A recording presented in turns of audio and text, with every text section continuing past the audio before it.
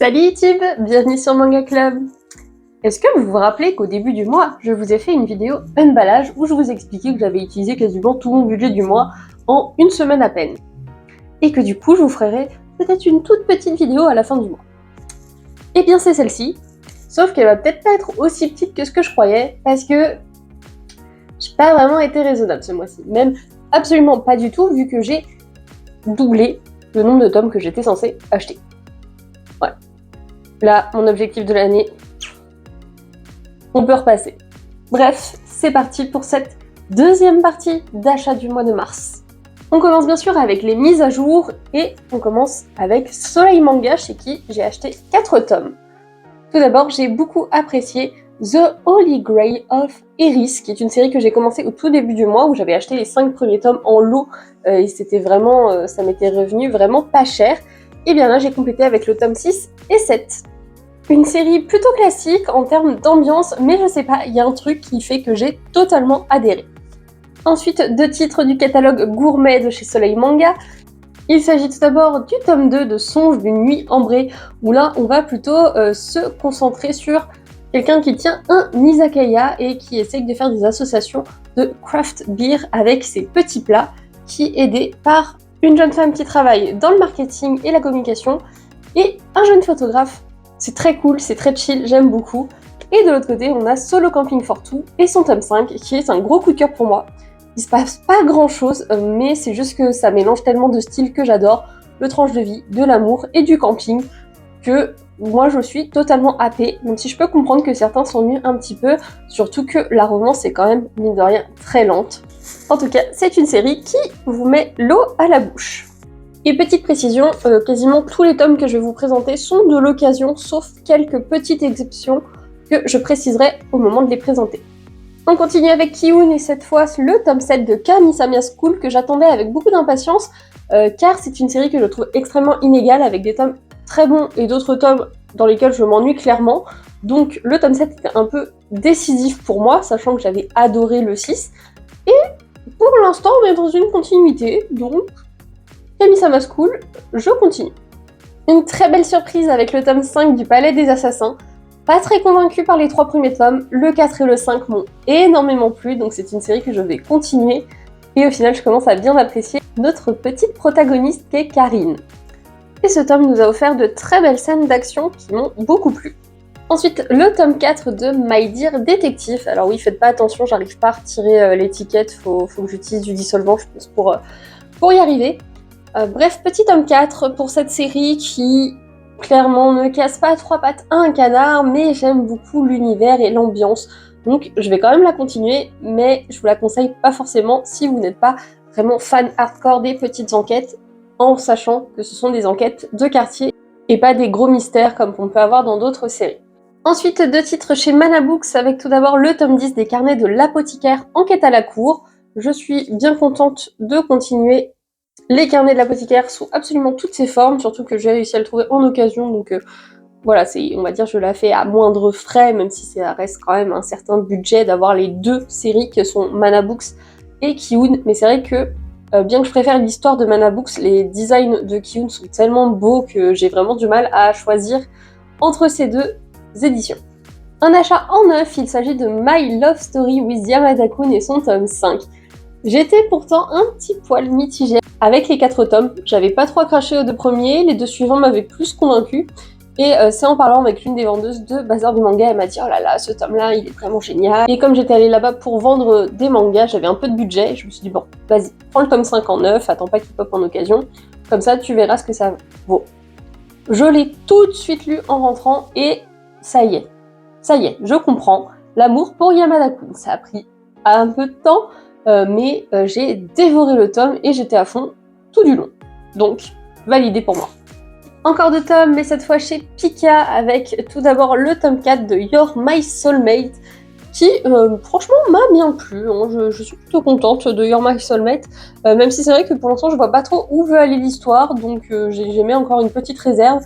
Et enfin, j'ai mis la main sur The Samarica Who Died en occasion, le tome 4, parce que les 3 premiers tomes me laissaient un peu perplexe. C'est pas forcément le style d'ambiance que je préfère, mais c'est vrai qu'il fait grand bruit, il y a beaucoup de gens qui en parlent, il a reçu des prix, va y avoir l'anime qui va sortir cet été, donc j'étais un peu en mode bon, j'aimerais vraiment me faire un avis un peu plus poussé que juste sur ces 3 premiers tomes où il y avait des trucs qui m'avaient plu et d'autres beaucoup moins. Et je suis contente car j'ai vraiment apprécié ma lecture du tome 4. Donc, encore sur la sellette, avoir le tome 5, qui est une série terminée en 10 tomes il me semble.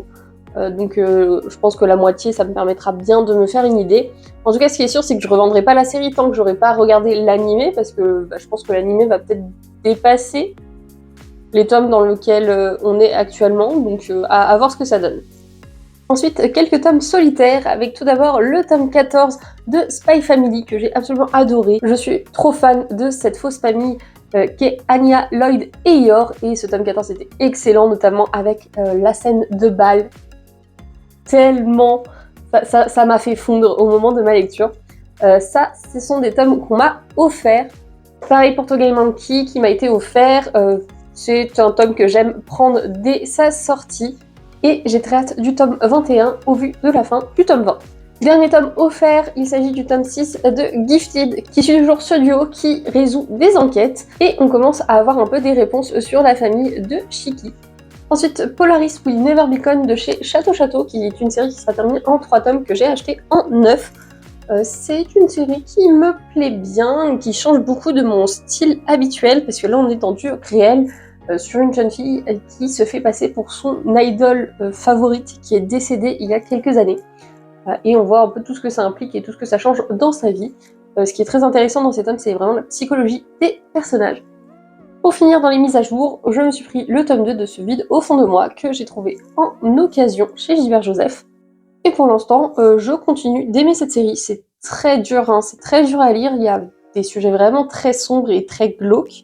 Mais j'aime bien ce qui est proposé, ça change beaucoup de ce qu'on peut voir. À voir si ça va pas trop non plus dans le malaisant, sinon ça pourrait un peu me dégoûter et me freiner. Mais pour l'instant, je trouve que c'est plutôt bien maîtrisé. Ensuite, 3 séries que j'ai complétées, dont 2 que j'ai finies, donc je suis extrêmement contente. Tout d'abord, le tome 3 et 4 de One Half of a Married Couple. Je suis ravie de ces 2 tomes, la série est vraiment très prenante, j'ai réussi à les trouver également en occasion.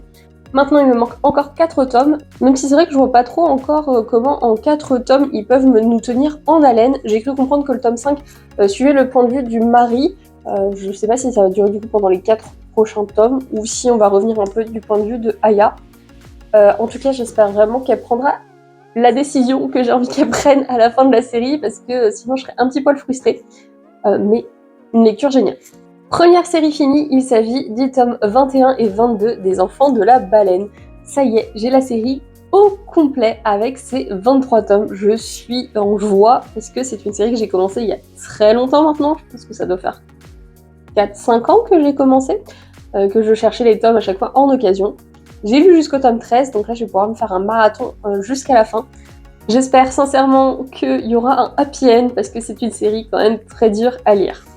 Et autre série finie, il s'agit du Tigre des Neiges avec son tome 9 et son tome 10. Quand je les ai vus passer en occasion à Gilbert Joseph, j'ai pas pu les laisser passer parce que c'est une série où j'ai eu un très très gros coup de cœur à la lecture seulement des 2 premiers tomes.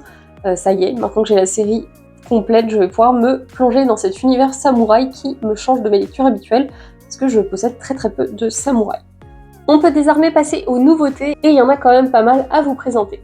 Tout d'abord, je me suis pris en 9 le tome 1 et 2 de Bloom, tout simplement pour avoir le petit stand acrylique qui était offert, parce que je le trouvais trop mignon, et c'est vrai que j'en ai tellement entendu du bien que j'étais assez curieuse. Je ne suis absolument pas déçue de ce titre qui m'a convaincue.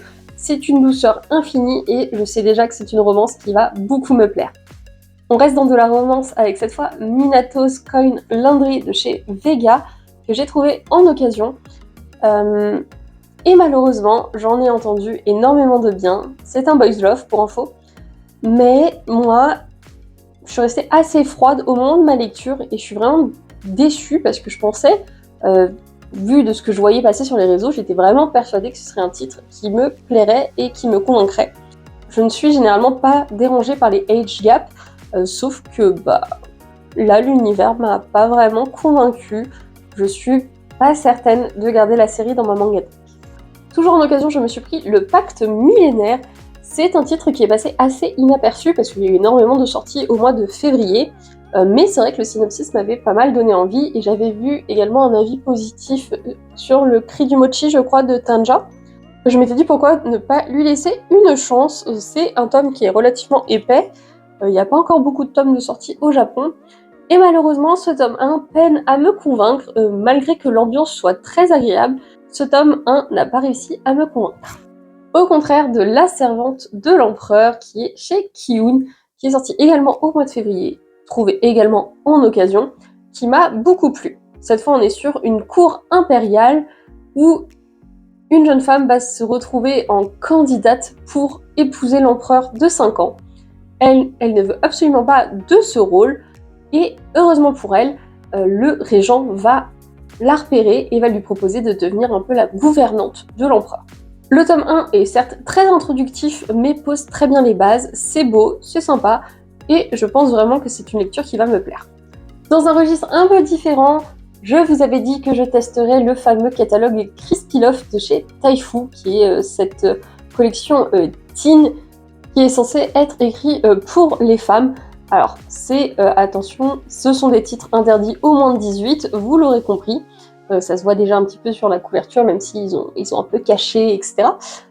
C'est un one-shot qui m'a, ma foi, bien plu. Ça change beaucoup des lectures que j'ai l'habitude de faire, parce que tout simplement, je n'ai jamais trop lu de hentai ni quoi que ce soit. Mais ma lecture était plaisante, c'était cool, ça me change de d'habitude, et une fois de temps en temps, ça fait pas de mal. Et pour finir, en termes de nouveautés, je me suis pris les 5 tomes de Dangerous Convenience Store, qui est un webtoon boys love.